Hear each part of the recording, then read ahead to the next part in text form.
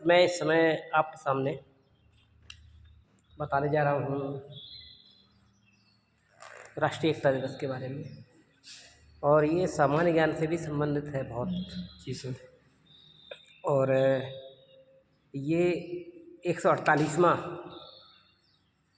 आपका happy birthday है सरदार पटेल जी का, और इस 148वें हैप्पी बर्थडे में आप सबका स्वागत है। तो हमारा यहाँ पर टारगेट केवल यही रहेगा कि हम थोड़ा सा इसके मामले में थोड़ा सा याद करें उनको, आखिर ये सौभाग्यशाली दिवस हमको क्यों मिला। सबसे इम्पोर्टेंट चीज़ केवल ये है।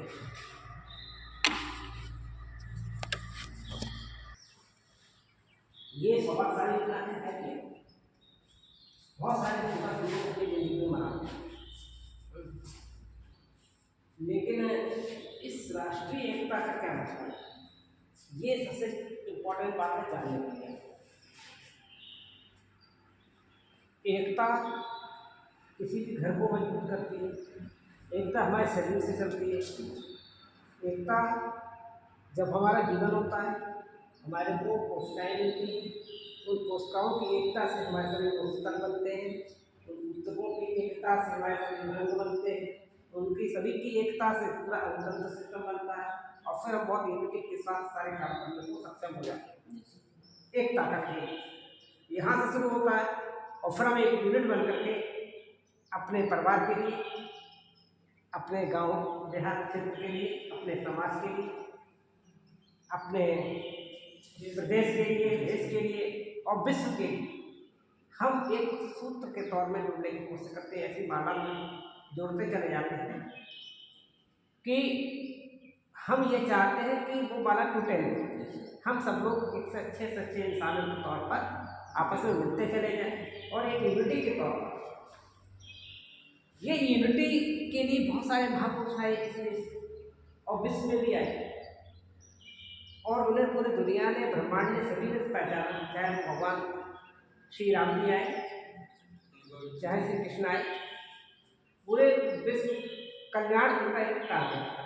यानी कि क्या है इसके पीछे रखा, एक मनुष्य के बीच में एकता, एक जीवों के बीच में एकता, हमारे पौधों के बीच में एकता। पौधों से हमको प्रेम रखना है, उनसे अगर प्रेम नहीं रखेंगे, उनसे दोस्ती नहीं रखेंगे तो हमको ऑक्सीजन नहीं मिलेगी, कार्बन डाइऑक्साइड की मात्रा बढ़ती चली जाएगी, तो हम मर लेंगे। ये एकता का खेल चालू हुआ, और समय समय पर कुछ लोगों ने इसे खंडित करने की कोशिश की, लेकिन समय समय पर महापुरुष लोग आए, जैसे कि सरदार वल्लभ भाई पटेल जी आए। सरदार वल्लभ भाई पटेल जी का रोल आ जाता है। अगर कुछ रोल है तभी तो पूरा भारत और पूरा विश्व इस बात को मनाने को तैयार हो गया कि भारत का एक दिवस 31 तारीख का पूरे साल के 365 करोड़ में एक दिन ऐसा छांट लिया गया कि कहा गया कि ये राष्ट्रीय एकता के तौर पर मनाया गया। किसी भी राष्ट्र की सुंदरता उसकी एकता में ही निर्भर करती है। राष्ट्र की चेतना जब जागृत होती है हर नागरिक के अंदर, जिस तरीके से सार्वभौमिक ट्रुथ होते हैं कुछ, जैसे कि हर मनुष्य को, हर जीव को प्यास लगती है, पानी हर किसी को जरूरत है, जिस तरीके से टोटल सबको गर्मी एक साथ से लगेगी, सबको भूख लगेगी, सबको प्यास लगती है, तो जिस तरीके से अगर एक जगह पर हम आक्रमण करते हैं तो पूरे सभी लोगों के पास, अगर हम कहीं पर ऑक्सीजन की जरूरत है सबको जीने के लिए, ऑक्सीजन ब्लॉक कर दें पूरी दुनिया में, तो क्या ऐसा नहीं है कि केवल भारत के ही मनुष्य मरेंगे, पूरी दुनिया के मरेंगे ना, ऑक्सीजन नहीं होगी। तो ये एकता है ये, यानी कि उन कड़ों में वो बात है वो हर व्यक्ति के लिए लागू है। ऐसे ही राष्ट्र प्रेम होता है। राष्ट्र के ऊपर जब बात आती है तो राष्ट्र का प्रत्येक नागरिक की अंदर एक खून सा खोलता है, एक एकता से जागृत होती है, चेतना जागृत होती है, उससे सारे लोग जुड़ते हैं। तो इसीलिए कहा गया कि राष्ट्र को बचाने के लिए भारत में एक लौह पुरुष की उपाधि दी गई महात्मा गांधी जी के द्वारा एक व्यक्ति को। 562 देशी रियासतें थी जब भारत हमारा आजाद हुआ था 1947 में। सब छिन्न भिन्न हो रहे थे। तब इनको जिम्मेदारी दी गई कि भाई आप ही एक ऐसे हो दुनिया में जो इस राष्ट्र को पूरी एकता के सूत्र में प्रयोग करते हो। आपसे वो विलक्षण क्षमता है। उस विलक्षण क्षमता के कारण ही सरदार वल्लभ भाई पटेल जी को लौह पुरुष की उपाधि दी गई, बिस्मार्क ऑफ इंडिया की उपाधि मिली। इसके बाद यशस्वी प्रधानमंत्री श्री मोदी जी आए। उन्होंने उनके महत्व को हमारे पूरे राष्ट्र और विश्व को समझा दिया और लिबर्टी ऑफ स्टैच्यू की स्थापना की राष्ट्रीय एकता के तौर पर। ये 31 अक्टूबर 2018। लेकिन 2014 में ही पहले राष्ट्रीय एकता दिवस की स्थापना कर दी गई। मोदी जी प्रधानमंत्री बने और 2014 से अनवरत राष्ट्रीय एकता दिवस मनाया जा रहा है।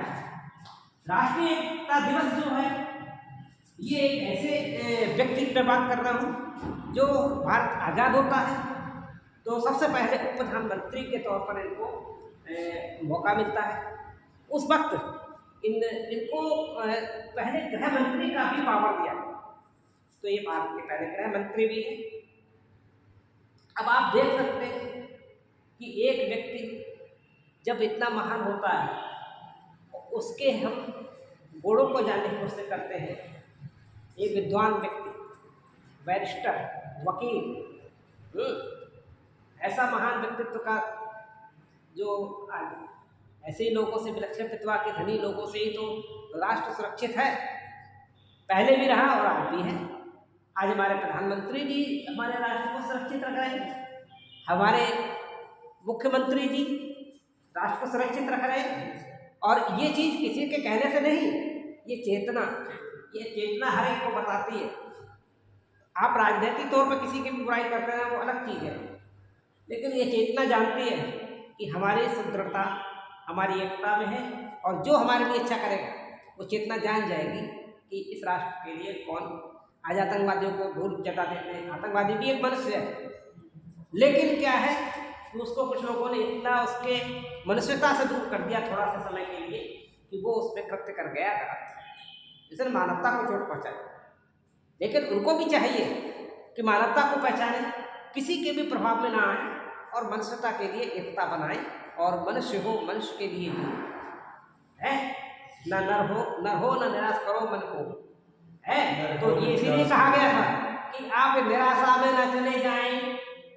निराशा में जाओगे तो कोई भी आएगा, कोटेगा, पुटलाएगा और उनसे कोई गलत कार्य करा देगा है न। यही व्यक्ति संयुक्त राष्ट्र कवि कह गए, न हो न निराश करो मन को, जग में रहकर कुछ काम। वेरी गुड, जग में रहकर कुछ काम करो, कुछ काम करो, कुछ नाम करो। यस, आगे बोलो, न हो न निराश करो। यस। तो ये जो है राष्ट्रीय चेतना, ये राष्ट्रभक्ति से ओत-प्रोत बात निकलती है। तो बच्चे के अंदर से ये बात निकलने लगी, ये चीज़ है। तो इसी चीज़ को इन्होंने कोशिश की। 562 देशी यानी कि रियासतें थी, उनको कैसे एक सूत्र में पिरो देना और भारत को मजबूत राष्ट्र के तौर पर इकट्ठा कर देना, ये इन्हीं के बस की बात थी। और ऐसी विलक्षण प्रतिभाएं बार बार जन्म लेती रहती हैं। और 1875 को ये कहाँ पैदा हुए? नारियाड में, यानी गुजरात।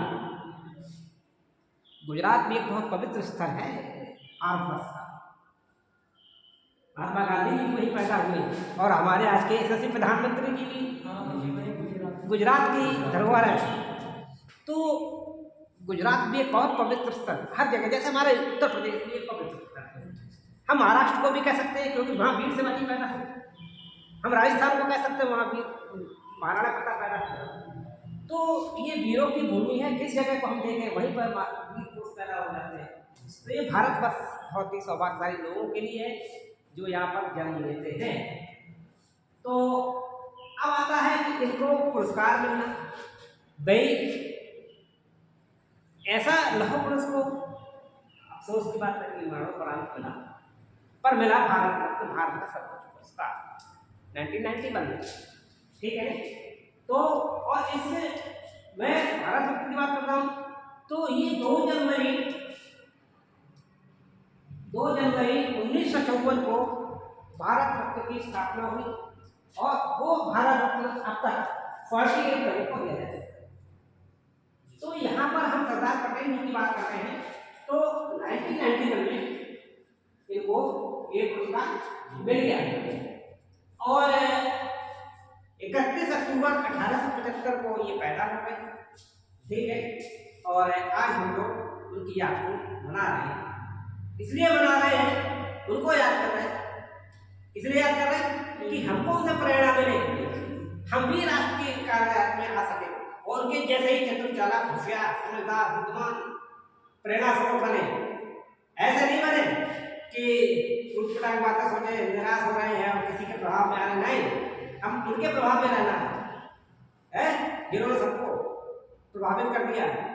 नेताजी सुभाष चंद्र बोस ने ऐसे व्यक्ति बनना, लक्ष्मीबाई जी ने, तो उनसे प्रेरणा लेनी है। हमारे कोई कमी है?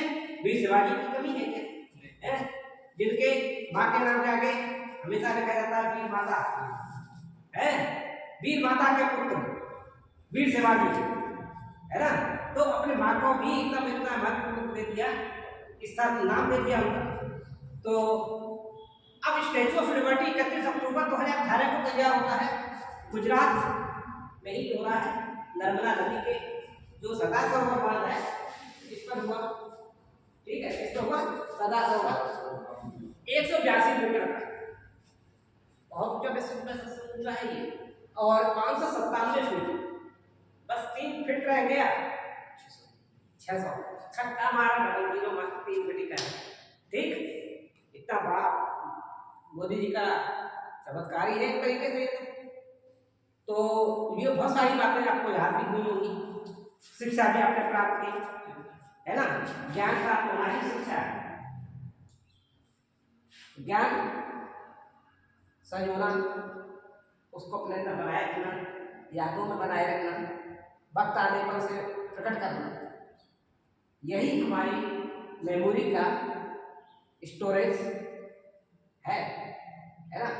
कि इसमें रिमेंबर बना रहना चाहिए, फॉरगेट और रिमेंबर के बीच की कहानी। फॉरगेट होना भी जरूरी होती है बहुत सारी बातें, जैसे कि ब्लैक बोर्ड को यूज करते हैं और जब उसे ब्लैक बोर्ड यूज कर रहे होते हैं तो उसमें मटेरियल लगते हैं, मटेरियल की बहुत जरूरत होती है। क्या वो जो हमने ब्लैक बोर्ड पर लिख दिया है तो क्या उसी की जरूरत होती है?